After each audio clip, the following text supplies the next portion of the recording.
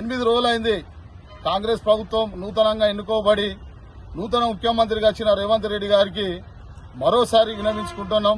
ఏంది అంటే కార్యక్రమ ఆటో డ్రైవర్ల పరిస్థితి దీన పరిస్థితులలో ఉన్నది. కాబట్టి ఈ 8 రోజుల కానుండి కూడా ఆటో డ్రైవర్ల పిల్లలు కడుపు నిండా అన్నం తినలేని పరిస్థితులలో ఉన్నారు. కాబట్టి దయచేసి రేవంత్ రెడ్డి గారు మరోసారి మీకు మా కార్మికుల పక్షంగా విన్నవించుకుంటున్నా. ఎందుకంటే ఆటో డ్రైవర్ల పిల్లలు నిన్న అన్న మా పిల్లలకు జ్వరం వచ్చిందన్న, మేము హాస్పిటల్ పోవాలన్న, అన్న పైసలు ఉంటాయన్న అనే స్థితికి దిగజారే పరిస్థితికి ఈ కాంగ్రెస్ ప్రభుత్వం తీసుకొచ్చింది మా ఆటో డ్రైవర్లను. ఎందుకంటే ఈ రోజున ఆటో డ్రైవర్ పిల్లలకు జ్వరం వస్తే కూడా హాస్పిటల్లో చూపెట్టుకుందానికి ఒక 100 రూపాయలు పెట్టి మందులు కొనుక్కుందానికి కూడా మా పరిస్థితి, మా దగ్గర డబ్బులు లేవండి. దయచేసి రేవంత్ రెడ్డి గారు మరోసారి విన్నవించుకుంటున్నాం. 8 రోజులైనా కూడా మా పక్షంగా చూడడం లేదు. ఎందుకంటే మార్పు అంటారు కానీ మా ఆటో డ్రైవర్ల పక్షాన్నే మార్పు వస్తుందండి.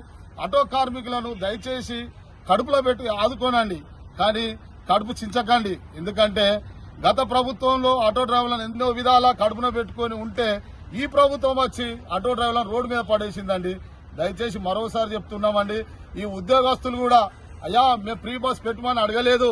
ఎందుకంటే ప్రభుత్వమే పెట్టింది కాబట్టి మేము పోతున్నాం. తప్పనిసరిగా మేము ఒక Aadhaar card, voter ID card చూపెడతామని తీసుకోపోయి చేరవలసిన గమ్యస్థలాన్ని చేర్పిస్తారు.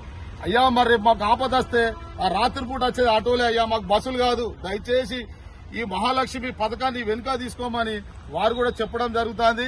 అదేవిధంగా ఏ గల్లీ పోయినా కానీ బస్సు అయితే రాదండి, ఆటోనే వెళ్తుంది. కాబట్టి ప్రతి విషయానికి ఆటో డ్రైవర్లు ఎంతో ఇబ్బందికరంగా ఉన్నారు. కాబట్టి మలి దశ ఉద్యమం గతంలో తెలంగాణ కోసం ఏ విధంగానైతే ఆటో కార్మికులు ఉద్యమం చేసిందో మరి మేము కూడా మా ఆటో డ్రైవర్లకు ఏదైనా ఒకటి మీ ప్రభుత్వము చర్య చేపట్టి ఏదో ఒక కార్యక్రమం ఆటో డ్రైవర్ల పక్షంగా ఏదైనా ఒకటి సమస్య పరిష్కరిస్తేనే మేము కూడా ఉంటామండి. లేని పక్షంగా ఉంటే మేము ఉద్యమం చేపడతాం. దశల వారీగా కానీ ఉమ్మడి జిల్లాల నుండి దశల వారీగా ఆయా అడ్డల మీదకి పోయి అడ్డల మీద నిరసన తెలుపుకుంటూ తెలంగాణ యావత్తు నుండి బంద్కు పిలిపేనికి కూడా మేము సిద్దపడుతున్నాం. అదేవిధంగా అంత దూరం పోకుండా రేవంత్ రెడ్డి గారు మరోసారి మా ఆటో కార్మికుల పక్షంగా మీకు తెలియపరుస్తున్నాం. మా సమస్యలు పరిష్కరించండి. నిన్న అసెంబ్లీలో కూడా మా సమస్య మీద లేవనెత్తి మాట్లాడితే కూడా దానికి మీరు స్పందించలేదు. కాబట్టి దయచేసి మేము కూడా తెలంగాణ బిడ్డలమే, మమ్మల్ని కూడా ఆదుకోవాలి. ఆటో డ్రైవర్లు అంటే చిన్న చూపు చూడకండి దయచేసి. ఎందుకంటే ఆటో డ్రైవర్లు అన్ని విధాలలో నష్టపోతారు. ఎందుకంటే ఒక ఆటో కొన్నప్పుడు కూడా దాని మీద వచ్చే పర్సెంటేజ్ కూడా గవర్నమెంట్ చెందుతుంది. డీజిల్ పోసుకున్నా కూడా గవర్నమెంట్ చెందుతుందండి. మరి ఆటో డ్రైవర్లే మీకు మార్పు అంటే ఆటో డ్రైవర్లు అవ్వబడ్డారా? దయచేసి మరొకసారి మా ఆటో కార్మికుల పక్షంగా కోరుకుంటున్నాం.